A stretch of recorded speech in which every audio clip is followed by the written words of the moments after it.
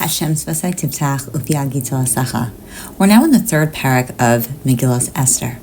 In this Perek, we're introduced to the foil of our protagonist, Haman. Who is Haman? Haman ben Hamdasa Ha'agagi. So, in contrast to the hero, Mordechai, who is ben Yair, ben Shimi, ben Kish, Ishimini, it's very clear.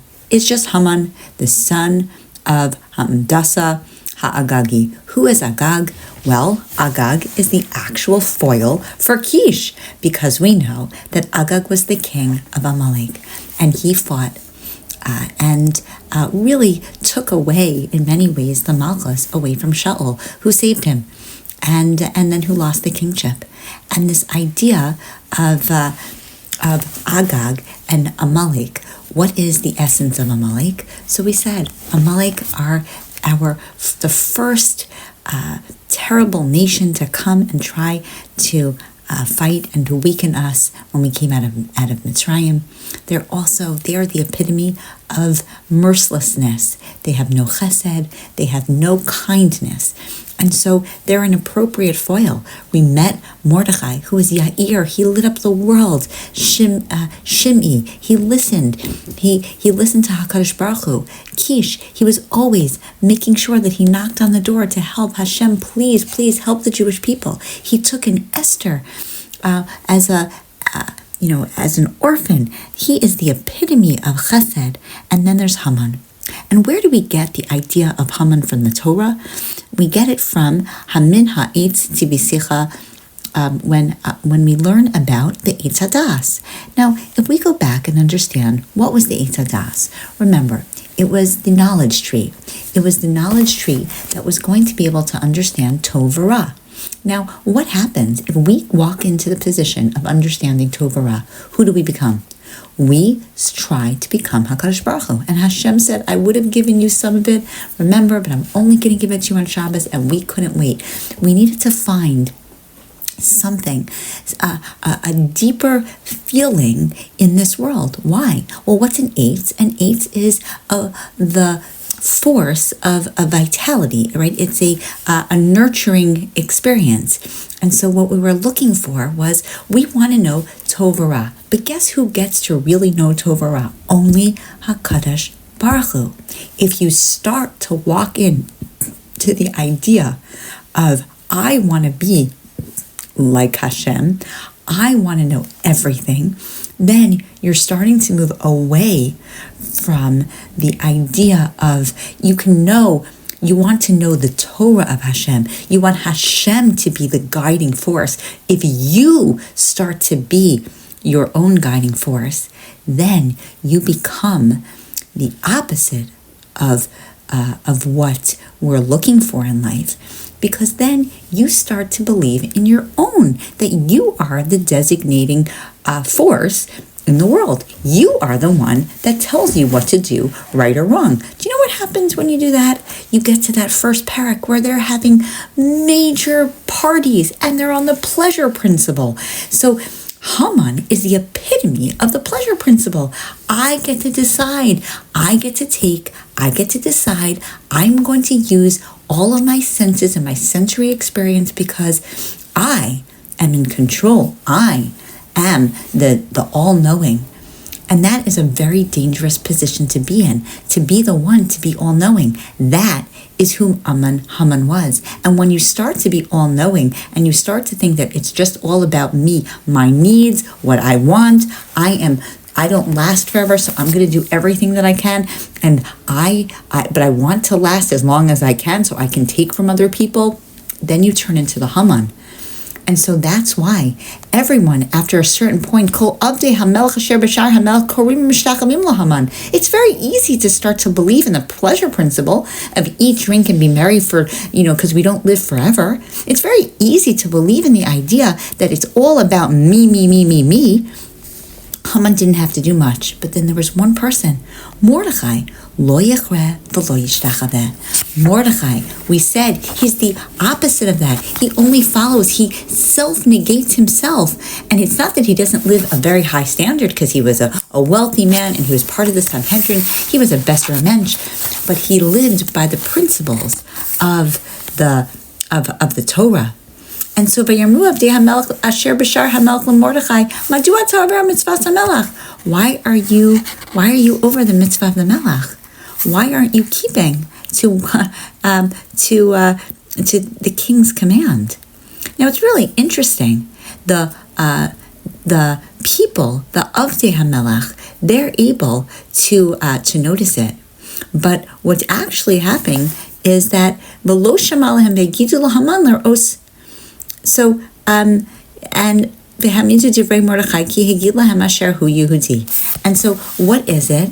They start to tell Haman. Now, Haman didn't realize that he wasn't being bowed to by Mordechai. Why? Because he's all about himself. He's not really noticing anybody ever. But everybody else who now are recognizing, wait a second, there's someone with principles, there's someone with values, there's someone who's not willing to negate this. That's very uncomfortable. That ideology is very uncomfortable for me. That it starts to make me feel like maybe I'm not doing something that's right. And so all of a sudden, it becomes known that Mordechai is doing this. Now, why did Mordechai do this? Why did Mordechai do this? He knew that, that could be something that's very, very dangerous. In Jewish history, we've had experiences. Avraham Avinu bowed down when he needed to. The brothers of Yosef bowed down when they needed to. Like, okay, so just bow down. But fundamentally, he couldn't because either Haman was wearing an avodah zarah around him, but if we think about who Haman represented, Haman is the epitome of avodah zarah. It's all about me. I'm the avodah zarah. I don't have to wear anything. I revere myself. And Mordechai couldn't revere someone except for no force except for HaKadosh Baruch Hu. And Vayamale Haman chema. Haman is very upset about this. Now, it's very interesting. Truthfully, if let's just say 1 million people are bowing down to you and one person is not, is that really a significant problem? But that's the issue when it comes to kavod, when it comes to things that are nonsensical. They don't make sense. And we have that story, remember when it came to the what happened in Mitzrayim with the frogs. They knew that as soon as you hit a frog, it would multiply. But yet, whenever they saw a frog, what did they start to do to Mitzrayim? They started hitting it because they were irrational. They started to believe that their actions were justified when clearly they weren't. And here too, Haman is all upset. Really, perhaps a dumb idea. Like, why would you do that? But it's just fundamentally, he's not in a rational, thought-through position. And so then what happens? And so at that point, so Haman, what did he do? Vayivakish Haman lahashmid es kol hayudim asher b'chol malchus Achashverosh am Mordechai. And so now, what does Haman want to do? He wants to destroy everyone. And that's actually what happens. B'chodesh harishon hu chodesh Nisan, in the month of Nisan. What does he do? He pil pur. He makes a lottery. What does a lottery represent? A lottery represents that there is no hashgacha in the world. Everything is happenstance. And so I am specifically using a lottery as opposed to something that suggests that there is any sort of hashgacha in the world. This is just really happenstance. It is going, it could be any which way. And he is in charge of all happenstance. He is in charge of the natural events. Vayomer HaMelech למלך אחשוורוש, ישנו עם אחד מפוזר ומפורד בין העמים בכל מדינות מלכותך, ודעשיהם שונות מכל עם, דעשי המלך אינם עושים למלך, אין עושה להניחם. On the one hand, we can read that Haman said to Achashverosh, there are people that are scattered about, and their laws are different, what they observe, they don't observe the same king's laws. They, whatever would be fitting to you is not, they don't tolerate that. And so please get rid of them. But really, that line is our byline. If we had to market ourselves, that is the perfect line to represent. Remember, we said that Keser Malchus, the idea of the crown that we are, the light to the nations. Because what is it? Dasehem shonos mikol am. Yes, we are different than all the other nations. And we don't do like the kings of this world. And there is no way, there's nothing that we tolerate. And we are different, and we should stay different. And that is the reason that perhaps we are still around. And HaKadosh Baruch Hu is proud of the fact. And so that is a beautiful line that he's using that we can use. And so what is he willing to do? He's willing to give Achashverosh money, about 10,000 silvers, as long as, please, can you just destroy them? And I'll give it to the king's treasury. And he's throwing money at him. Throwing money at a king? Truthfully, kings in history have definitely experienced such a thing. And what does he do? Vayaser hamelach al tabato asher ma'al yado, and he just gives it to him. He doesn't do any research. He doesn't do any fact checks. He doesn't make sure that it's a good, sound decision. He just goes with where the wind takes him. And again, is he a stupid king, or is he just one who is trying to make strategies and always feeling less than because of the fact that he wasn't, from Malchus? He's, winging it.